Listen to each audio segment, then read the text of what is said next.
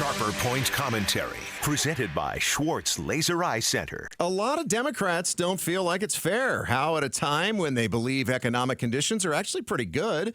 I mean, after all, unemployment's hovering at or below 4%, and inflation's been generally slowing down from the crazy heights it hit coming out of the pandemic.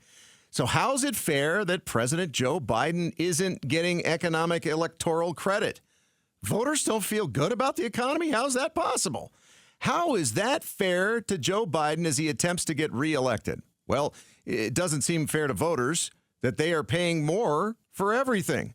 A new Qualtrics survey done on behalf of Intuit's Credit Karma shows that 80% of Americans say they have felt a notable increase in grocery costs in recent years. So bad, listen to this, that more than a quarter of Americans say they've resorted to skipping meals to avoid paying inflated grocery store prices.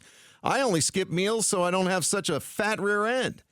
By the way, those prices are up 25% since the start of the COVID-19 pandemic in early 2020. Earlier, we told you about how a new bank rate study shows that the average annual cost of owning and maintaining a single-family home in the U.S. is now more than $18,000 a year. That's 26% higher when compared to 4 years ago. That's, by the way, not the cost of buying a home. That's the cost of maintaining your home. We're talking property taxes, homeowners insurance, and home maintenance costs, as well as your energy, internet, and cable or streaming service bills. Here in Arizona, we have beaten the nation's average increase in those home ownership and maintenance costs. We saw a 32% increase, up about $4,000 a year. Yeah, in 2020, the average Arizona household was paying about $12,400 for those items. Now, that amount is close to $16,400 a year.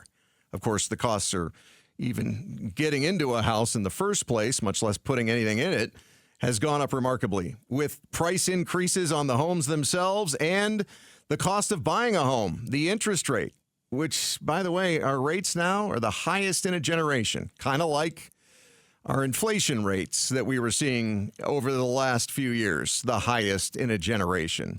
So when anybody complains that it's not fair that Joe Biden's not getting credit for the good stuff that the economy's showing, well, isn't it fair that he takes credit for the bad things that are happening in the economy? You can't have it both ways. And remember, life isn't fair, period. Especially in politics, where perception is always reality. Thanks for watching Sharper Point. Click to see more from Arizona's Morning News and tap the button in the middle to subscribe.